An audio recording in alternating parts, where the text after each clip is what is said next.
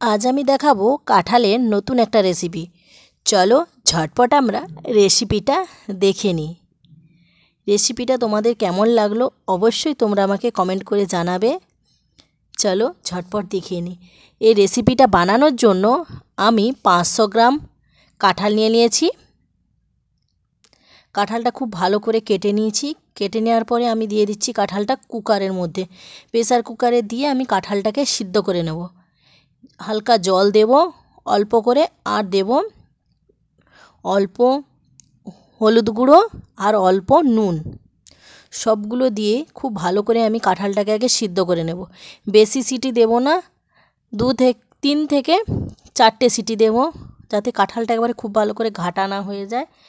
এইভাবে 4টা সিটি দেওয়ার পরে গ্যাসটা বন্ধ করে দেব। তারপরে আমি কুকারটা রেখে দেবো। যতক্ষণ না কুকারটা নিজে থেকে খুলে যাচ্ছে ততক্ষণ আমি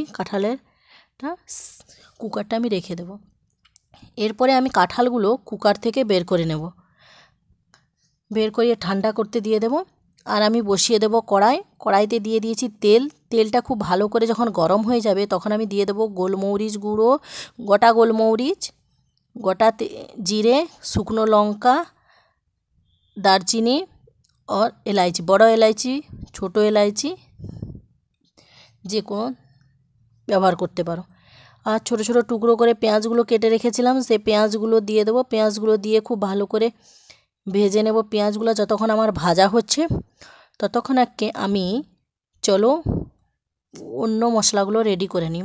টমেটো দিয়ে দিয়েছি, একটা বড় টমেটো, একটা কাঁচা লঙ্কা, 2 ইঞ্চির মতন আদা, 5 থেকে 6টার মতো রসুন, ধনেপাতা আর নারকেলের গুঁড়ো।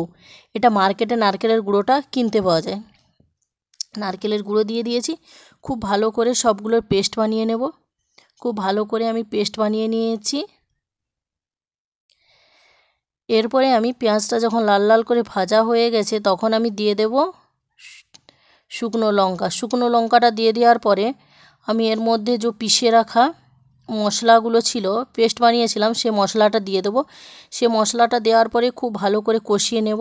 অল্প একটু স্বাদ মতো নুন দিয়ে দেবো। নুন দেওয়ার পরে খুব ভালো করে মশলাটা ঢাকা দিয়ে খুব ভালো করে এইভাবে কষিয়ে নেব। মশলাটা আমার এদিকে কষা হচ্ছে। খুব সুন্দর একটা কালার বেরিয়েছে, খুব সুন্দরভাবে তেল ছেড়ে দিয়েছে। চলো মশলাটা যতক্ষণ আমার রেডি হচ্ছে ততক্ষণ আমি একটু গুঁড়ো মশলাগুলো দিয়ে দিচ্ছি। ধনে গুঁড়ো, লঙ্কা গুঁড়ো, হলুদ গুঁড়ো, এগুলোকেও দিয়ে খুব ভালো করে আমি আরেকবার মিশিয়ে নেব। সবগুলো মিশানোর পরে অল্প আমি জল দিয়ে দেব। জল দেওয়ার পরে খুব ভালো করে মশলাটা আরেকবার কষিয়ে নেব। মশলাটা যখন কষানো হচ্ছে ততক্ষণ চলো আমি কাঁঠালটা রেডি করে নিই। কাঁঠালটা খুব ভালো করে হাতের সাহায্যে একটু ভালো করে ভেঙে নেব। সবগুলোকে খুব ভালো করে একটু করে হালকা মিক্স করে নেব। সবগুলো যখন আমার হালকা মিক্স হয়ে যাবে, এইভাবে সবগুলোকে ভেঙে ভেঙে মিক্স করে নিতে হবে। এটা আমার মিক্স করা পুরো রেডি হয়ে গেছে। এরপর আমি এর মধ্যে দিয়ে দেবো আদা আর কাঁচা লঙ্কার পেস্ট, ধনে পাতা কুচি, গোলমরিচ গুঁড়ো, গোটা জিরের জায়গায় শুকনো জিরে পাউডারও দিতে পারো, ধনে পাউডার, লঙ্কা গুঁড়ো, নুন, বেসন, সবগুলোকে খুব ভালো করে মাখিয়ে নেব। এইভাবে সবগুলো যখন খুব ভালো করে মাখানো হয়ে যাবে, এগুলো খুব ভালো করে এইভাবে মাখিয়ে নেব। এগুলো মাখিয়ে নেওয়ার পর এগুলোর মধ্যে না খুব ভালো করে ছোট ছোট আমি গোল গোল একটু চ্যাপ্টা চ্যাপ্টা কতগুলো বানিয়ে নেব। বানিয়ে নিয়ে এগুলো একটু ভাপিয়ে নেব। একটা প্লেটের মধ্যে সবগুলো এইভাবে বানিয়ে রেখে দেবো। বানিয়ে রেখে দেওয়ার পরে আমি এগুলোকে একটু ভাপিয়ে নেব।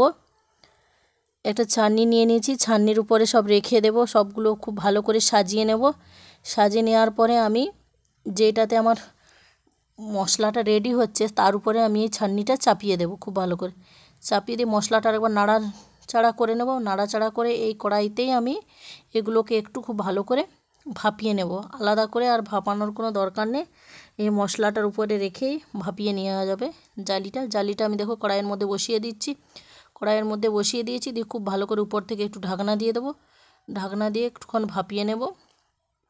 দেখো একটুক্ষণ পরে আমি ঢাকনাটা খুলে নিয়েছি। আমার এগুলো খুব ভালো করে ভাপানো হয়ে গেছে, এগুলো বার করে নিচ্ছি। মশলাগুলো আরেকবার খুব ভালো করে নাড়াচাড়া করে নিচ্ছি।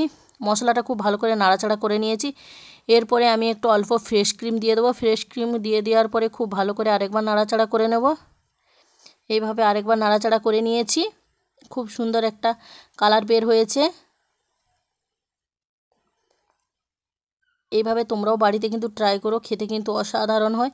কাঁঠাল তো অনেকভাবে খেয়েছো, এইভাবে একবার বানিয়ে খাও, এভাবে খেতেও কিন্তু খুব সুন্দর লাগে সবজিটা। একটা সেই মাংসের মতন চিকেন চিকেন ভাব আসবে। এরপরে এগুলো যে জালি থেকে ভাপিয়ে রেখেছিলাম এগুলো তুলে নেব। এগুলো তুলে নেওয়ার পরে তাওয়াতে অল্প তেল দিয়ে দেব। অল্প তেল দিয়ে দেওয়ার পরে এগুলোকে আমি হালকা করে সবগুলোকে একটু একটু করে ভেজে নেব খুব ভালো করে। এইভাবে উল্টে পাল্টে খুব ভালো করে ভেজে নিতে হবে সবগুলোকে।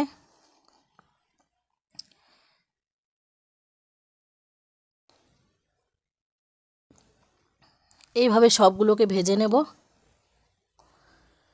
খুব সুন্দর করে লাল লাল করে ভেজে নিতে হবে। এক সাইডটা ভাজা হয়ে গেলে আরেক সাইডটা আমি উল্টিয়ে নেব। এইভাবে সবগুলো ভাজার পরে আমি তুলে নেব এগুলোকে।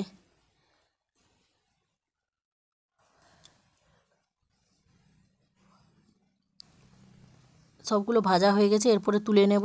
তুলে নিয়ে আমি একটা